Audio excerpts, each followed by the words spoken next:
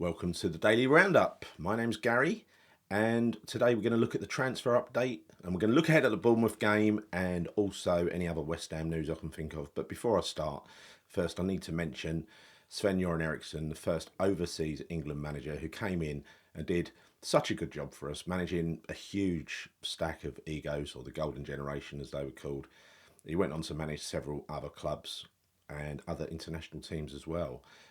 Not that England's a club, by the way. And a benefit for him was recently hosted by Ajax, and a lot of stars turned up for what was a spectacular career, really. He had terminal cancer, and he passed away at age 76, peacefully surrounded by his family, I believe overnight last night. So rest in peace, Sven, and my deepest condolences to Sven's family and loved ones. So, bit of a sad note to start the show with, but let's try to take it from there. Thank you, firstly, for supporting this channel. I really appreciate the audience that we're building here, because I hope you're getting the hang of what I'm trying to do. And what I'm trying to do is to, build an audience of adults who want to hear good discussion on West Ham. And so, to that end, I want to give you, at the end of this video, I'm not going to delay it anymore. At the end of this video, I'm going to give you a message about what I intend to do with the channel and where it's going to go. A few things might surprise you, actually. So please stay tuned for that if you're a regular watcher of the channel. But until then, let's move on with the transfer update. So, as I said earlier, the final week of the transfer window, it closes finally at 11 p.m. on Friday night, August the 30th. There's going to be, I think, quite a lot of activity between now and then. Firstly, we're going to be moving some players out, and we're definitely going to be signing, 1, 2 or 3 new ones. I do expect an Easter egg from Chris, not from Chris. I'd like an Easter egg from Chris, from Tim at some point during this week. Carlos Soler is getting closer and closer and closer, and as you know, attacking, tricky midfielder, plays in that central attacking midfield role that's currently occupied by Tomas Soucek. Actually, he could also play in the Lucas Paqueta role as well. But the most likely person for me that he's likely to replace, and this is being reported quite broadly at the moment, is James Ward-Prowse. James Ward-Prowse, depends what you think of the guy. I mean, I don't think he's fitted in that well, but then again, you look at his record. His record last season was actually pretty good. 7 goals, 7 assists in the Premier League. 4 assists in Europe. So he did deliver, some return on that investment. It was a significant investment of 30 million, and we're not going to get that money back again. It's going to be less. I thought it would probably be in the region of about 15 million. That's how much I thought we overpaid for him. But it's being reported that maybe we're looking for 25 million. I'm not sure how successful we're going to be. And don't forget, I this was a guess, so I'm what can I call that? I'm not in the know, but I had a bloody wild guess at it. A wild guess at maybe James Ward-Prowse and Danny Ings in a package deal going to Southampton. I'm not giving up on that yet, because Ings is still another one that they want to push out. Not surprising, because he's another one who hasn't really fitted the system. And as well as James Ward-Prowse done last year for us, a lot of it was from set pieces, let's be honest. His free kicks were not good, but his corners were very good. They were very productive. But whilst he did deliver some value, there were a lot of frustrations with him last year when he was played in central defensive midfield roles with Soucek, right? Which is why it ended up annoying a lot of people, simply because, well, it wasn't the player's fault, was it? It wasn't the player's fault. It ain't James Ward-Prowse's fault. It ain't even Danny Ings' fault that they're playing in a system or a team that doesn't suit them. I think both of them would go somewhere else and do pretty well. They're still both really loved at Southampton. I know Southampton have bought a few players, but how could they possibly turn down a cut price deal for James Ward-Prowse? I think he'd jump at it to go back down there, to be honest. He can't enjoy sitting on the bench, being an unused sub. Speaking with Jim the other night, he usually says something that makes me think a little bit, and he said that the reason that that Loppy has been picking Soucek and leaving him on the pitch letting Soufal play most of the game, Mavropanos playing most of the game in defence, leading up to the close of the transfer window, is because he wants to keep him. That wouldn't surprise me at all. In which case, we're talking about Ings, Ward-Prowse, who are not getting a look in. Obviously, Zuma is halfway out the door already. Cornet and Agüed. So I think 4 or 5 of them will head out. Zuma will probably be paid off. So the actual players that are still left, Cornet, Agüed, Ings, and probably James Ward-Prowse, in my opinion. I don't think he's been playing Tomas Soucek in such a pivotal role to just put him in the shop window. So I think my conspiracy theory fell by the wayside there, I'm pleased to say. So we're still being linked strongly with Tammy Abrahams. I really don't know how much of that is just coming out of Italian journos or how much of it is real. It's being denied across the board, but isn't it always? Duran, there's been no word on that for weeks now. He did come on against Arsenal and for Villa, and he had zero impact on the game. Not surprising because Arsenal are a very, very good side. I'll come to them in a minute. But he nonetheless, the centre-half got hold of him straight away, and he did nothing. So look, this is a player. The problem I've still got with him is his price tag. I don't think we should pay 40 million for him. No way. I think 35 million is just about right on a loan now, pay later. But I do worry that he will expect to go in as the number 1 striker, and I'm not sure he will be. I think Lopetegui's already shown he's going to use his squad. He's not going to pick an 11 and just stick with that 11 for the season. He's going to pick a team depending on what opposition we're playing against. And that's really important. That is really important. It's something I always want in a manager, right? Just adapt to the opposition and don't play the badge. Play the team. Try and come up with a system that is going to, give a Man City or an Arsenal or someone a problem that they need to overcome. Don't just play a team, sit back, roll over and die. So that's what I think we're going to get with him, because he won't care about the badge. A match is a match to him. He doesn't like losing. I don't like losing either. Also, another thing that gives me a clue that Tomas Soucek will be playing is he's quite a fundamental piece. He looks like he's the vice captain for a start, but he said after the game the other day, great game by the way, we have many players in the squad, which is important if you want to compete. We know that someone is always waiting for a place behind us. Now, that's really important. That's really important. They know they have to play, otherwise they're going to get pulled and replaced. The sessions the manager puts on are great and of good quality every day. I just want to keep my place in the team and continue to try to help as well. So again, I think positive messages coming out from the manager that if I pick you and you perform, you keep your place. I think that's true to a certain extent. Where there is a star like Wan-Bissaka coming in, because I think Soufal did it right the other day, but clearly Wan-Bissaka is by far the better option, right? We're in a new era now, and we're enjoying it and excited about what's to come. We want to be high in the Premier League table and get West Ham back into Europe. We have to continue to fight for each other because the quality of the individuals is great, but we are a team, and I hope that after today we can be even stronger. They're great words from Tomas Soucek after the Palace win.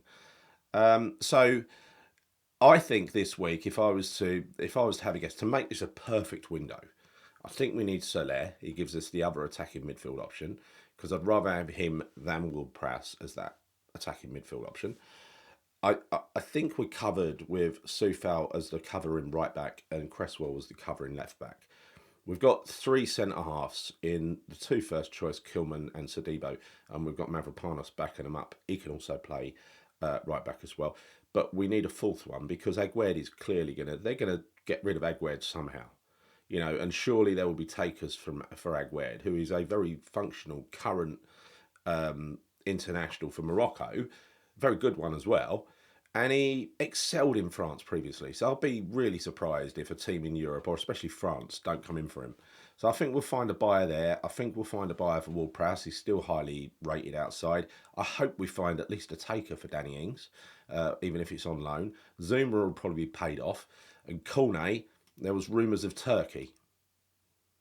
Not Christmas Turkey. Actually him going to Turkey. I don't know what the names of the clubs are or what they're thinking of, but I was told about Cornet last year by someone inside the club that They just don't get him. And I asked why, and he said, well, he just doesn't. He just doesn't train properly. He doesn't give it his all in training. It's like the guy's just half-hearted across the board, right? I don't know whether he turned up and this being his final payday or something like that. I don't know, but it seems strange for someone of that age, doesn't it? I know he's had the injury problems, and I could be getting that completely wrong, but I'm just saying. So I think we've got backups with some youth players in those positions as well. We've got Skulls. I think he can play left back. Junior Robinson, who's been, changed his position. He's playing as like a right wing back at the moment. And apparently Lopetegui really likes him. Also, Skulls is playing in midfield at the moment, doing really, really well. Looks quite imperious. Callum Marshall, by the way, scored the winner, 20th minute for Huddersfield as they beat Shrewsbury 1-0. And George Earthy is Bristol City lying 5th in the Championship. So, and he got an assist against Millwall last week, which is not next week. That'd be impressive. So that's really, really good. I think the transfer window is going to be rumour city this week. I think we're going to be linked with everybody. But I think the transfer update I've just given you with regards to Soler and with regards to Abraham, I've been giving you them for weeks, right? They ain't gone away. And we know what usually happens when they don't go away. They usually end up getting done. Bit suspicious why Duran has gone all quiet. I'm pretty sure behind the scenes that his team are going to be kicking off this week and pushing for a move, because he's clearly second in line to Ollie Watkins, and he will sit on the bench every week, and he ain't going to be happy with that. Like, he wouldn't be happy with doing it here. Be under no illusions. So one piece of annoying news before we move on to talk about the Bournemouth game. Arsenal fans, have a look at yourself. They're singing, they've nicked another one of our songs. For those of you old enough, you'll remember we went, we used to love some Massey Aboo. So we introduced this thing, Aboo, right? It was unique. No one ever done it. Next week, they're going, Canoe. Always nick our songs. They've never invented one. Literally never invented one. Not a creative mind between them.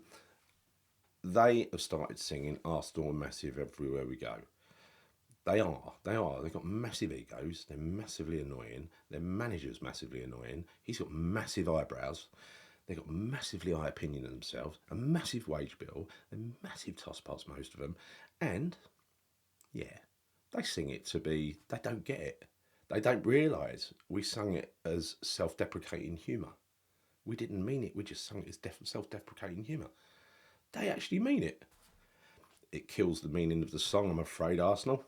You're just using it to be boastful. Yeah, you are very good. So what? Fuck off. Right.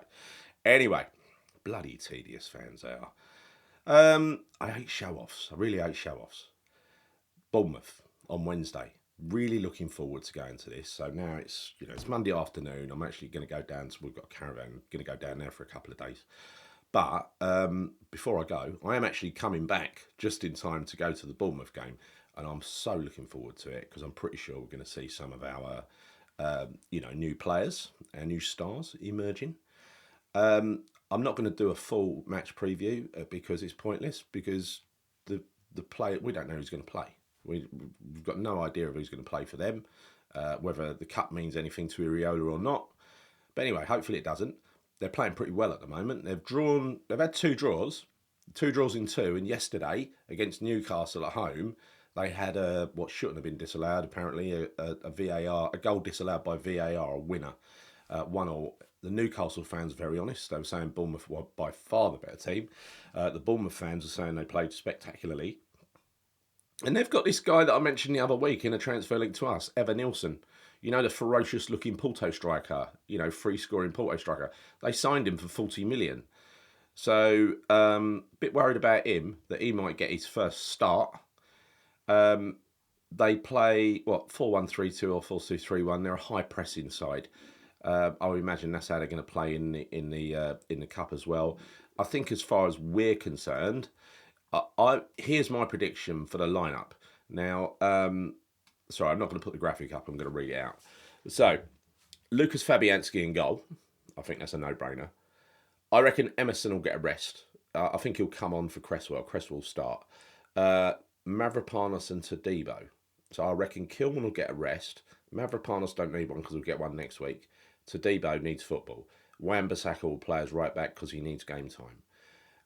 Alvarez definitely needs game time. He'll come back, probably play alongside Rodriguez, unless Rodriguez needs it. I think he still needs match sharpness as well. That's why I think he'll play. Now, the next bit is pivotal. I reckon we're going to go for Somerville left, Bowen middle, Kudus right, and then Nicholas Füllkrug, the big German, up front. It'd be lovely if Füllkrug could get a goal and just get, just got to start the ball rolling, haven't you? And I'd love to see Kudus get a goal as well because I think he's bothering him. He's getting a couple of chances every game. He was absolutely potent last year, wasn't he? And this is going to be an interesting one, a really, really interesting game. I don't usually look forward to early round League Cup games like this, but yeah, I'm gagging for this one, genuinely. I hope we can follow up a win with another win and progress in the Cup, which is our route to glory this year. Like it always is, but it hardly ever happens.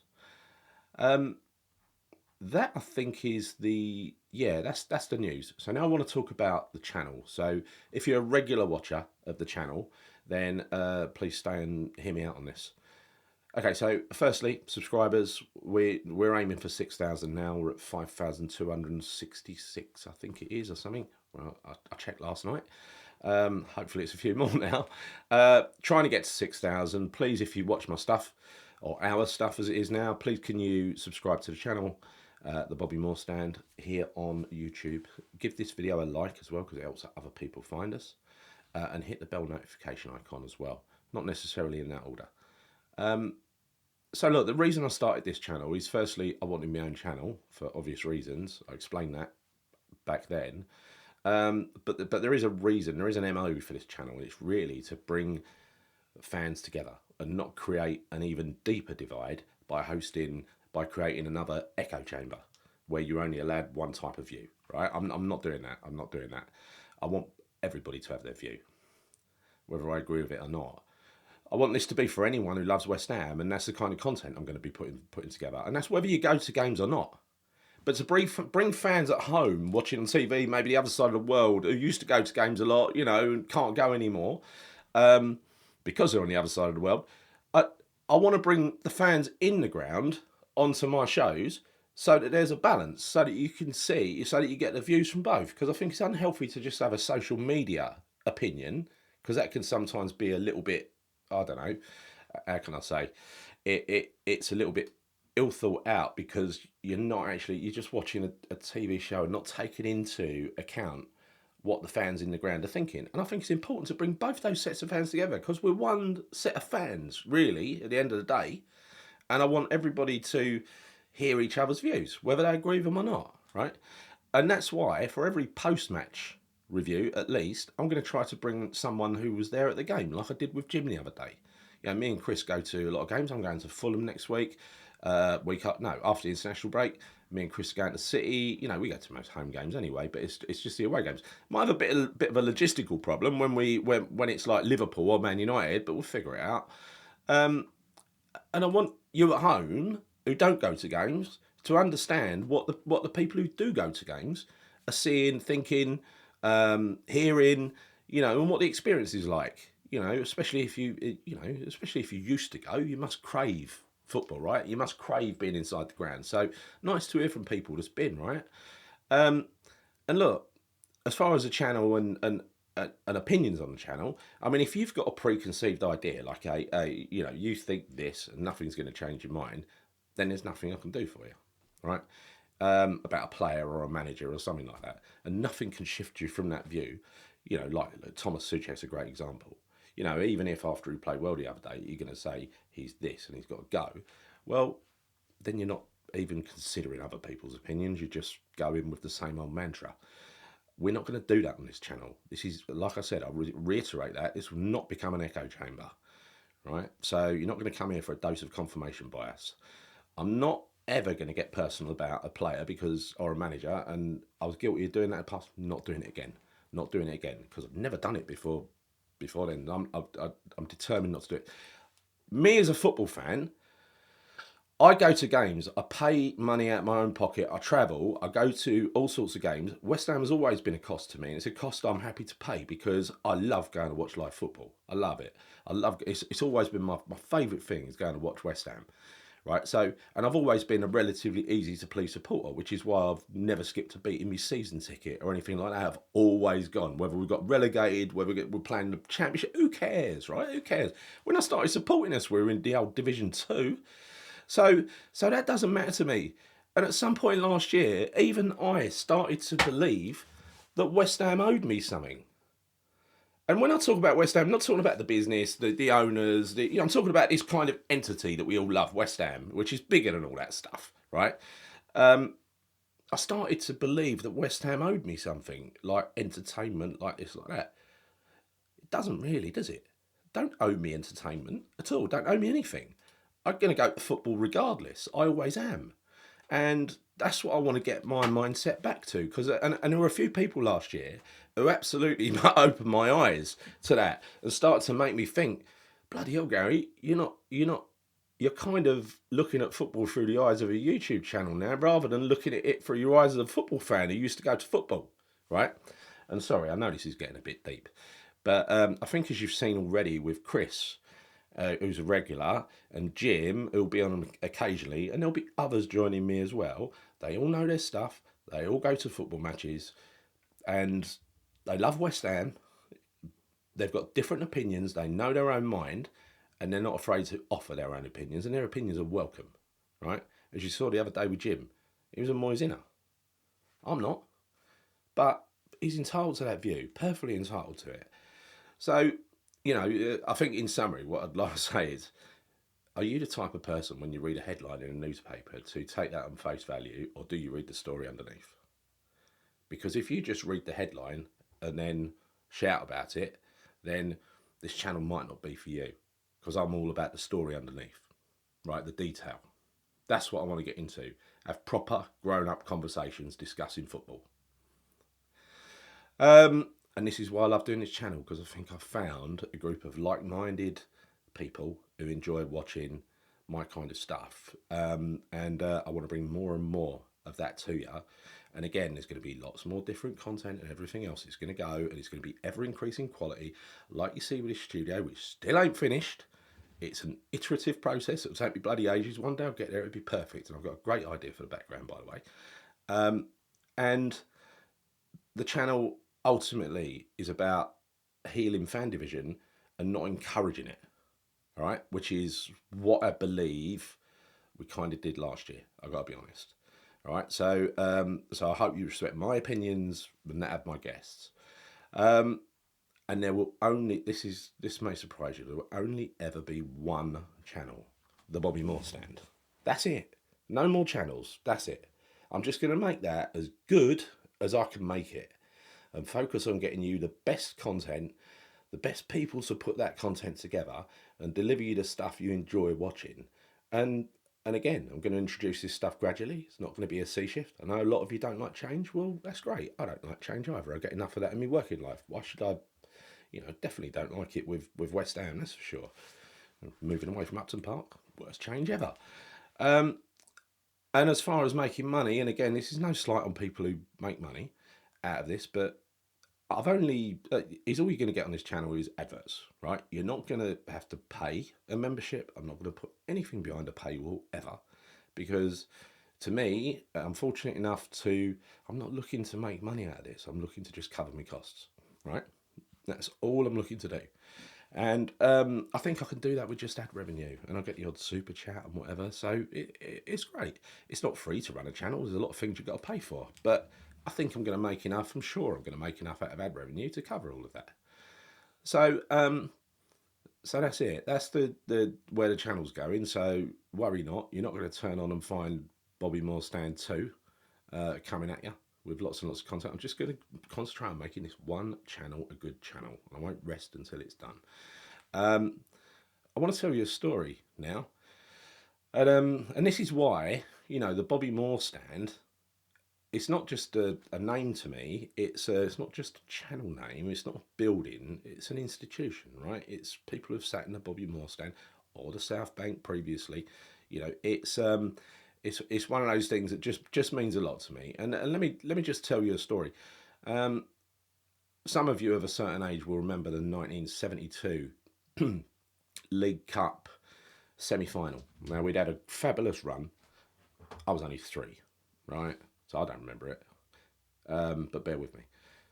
Um, had a fabulous run. We'd beaten Don Revie's mighty Leeds. We'd beaten even mightier Liverpool, and we'd found ourselves in the semi-final against Stoke City, who were quite mighty themselves back then. They had Gordon Banks in goal and all sorts, Jimmy Greenoff, people like that, and so they were a good side. We were a bloody good side as well, and especially a cup side. And what happened was that it was a two-legged semi-final. We went away to Stoke and won 2-1. Brought them back to Upton Park. They were 1-0 up, and we got a penalty in the last minute. And Jeff Hurst slammed this ball. I mean, really hard, really hard. It was a rocket, low and hard. And Gordon Banks somehow turned it over the bar. It was one of the best saves you were going to see. What it meant was they won 1-0. After extra time, went to a replay. So I went to a replay up at Hillsborough. Went up to Hillsborough. And this is in winter, by the way. I think the Hillsborough one was around about December. It was freezing. It went to Hillsborough. It was 0-0. 0-0 and after extra time. And so they had to go to a second replay because that's how it went in those days. Second replay, Ron Greenwood, the manager at the time, went into the centre circle, had to flip a coin because you had one set of fans from Stoke, one set from London. Obviously, the London fans wanted the second replay to be in London and vice versa, right? Ron Greenwood flicked a coin, lost, and it was played. The second replay was due to be played at Old Trafford. So in January, West Ham, very cold day. West Ham fans made their way up for the second replay. West Ham against Stoke, which, if you add up all of the time played in these games for this single fixture, it's over 7 hours of football, right? And it's a very famous game because Bobby Moore ended up going in goal. We ended up losing, and Bobby Ferguson, I think the keeper, went off injured, which is why Bobby Moore ended up going in goal. He actually saved the penalty but didn't get the rebound.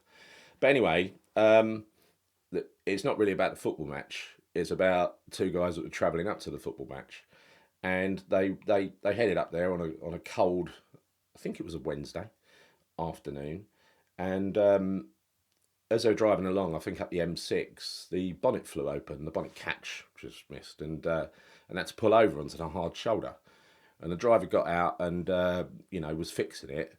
He managed to close the bonnet, I think, and then as he was about to close the bonnet and get back in the car, a lorry slid out of control and hit him on the hard shoulder, sent him flying up in the air, and he landed on the central reservation. Massive head injury, blood pouring out and everything else. And what happened from that point was, he was very lucky because a doctor was passing in the other direction, managed to stop and actually saved his life. And what happened from there was he was in hospital for a fair amount of time, and then it took a year for him to learn to walk again and actually get back to work. He'd actually just started a car repair business that folded because he wasn't there. And that was my dad. My dad, who travelled up there with Pat, my uncle. I sat for the whole time in the Bobby Moore stand, the old Bobby Moore stand, with Pat, with my dad, with my cousin Paul, who's my age, who I grew up with, and I've always gone to football with. I still stand with him now. So to me, Bobby Moore stand has always felt like a family, and the people around me now, it feels like a family. I love it over there. I love that we're vocal. I love that we're shouty and we're sweary. It's brilliant. But the Bobby Moore stand, it means a lot to me, and it always will. And let me just show you something. If I can get this working, only if I can get this working. I probably can't. I should have thought of this beforehand. I'll show you another time, actually, because I'm just going to screw this up otherwise. But down here to my left, I've got it encased in a wooden box. I've got my dad's seat from the Bobby Moore lower, the old Bobby Moore lower. And that was actually pilfered. I didn't pay West Ham for it. Don't worry. That was actually someone took in the last game against Man United. Someone took along some smanners, some quick thinking people, had it away with that seat, and then put it in a nice presentation box for me. But again, that's why, my experience. My sister Lorraine, she had a ticket in the Bobby Moore Lower. She went football way before me. She's 6 years older than the hills, right? But it was always a group of family and friends in there. And it was always a laugh, whether we won, whether we lost. Again, going back to my principle, West Ham didn't owe us anything. We just hope for the best. Go and watch West Ham. You know that on any given day we can beat anyone. And if you don't have hope and optimism as a West Ham fan, why are you supporting West Ham? Must be bloody demoralising. So yeah, that's my story. That's my story. That's where I'm going with the channel. That's why I'm doing the channel. I don't like doing these bloody big long updates, but I thought there's no quick way of doing it, so I thought I'd put it at the end of the video anyway. And I'm not going to say much more about it other than asking you repeatedly to subscribe to this channel. And if you know anybody who likes sensible grown-up debate and discussion about West Ham, please recommend this channel to them. Get them to subscribe. I want to get to 6,000 and so on as quickly as possible. But I've been really happy with the way this channel's gone so far. Please leave me a comment. I read all of the comments and I respond to most of them. And yeah, I think that's me done. So I'm going to actually spend some time with my family now, which is strange. Strange but good. See you soon. Come in, you irons.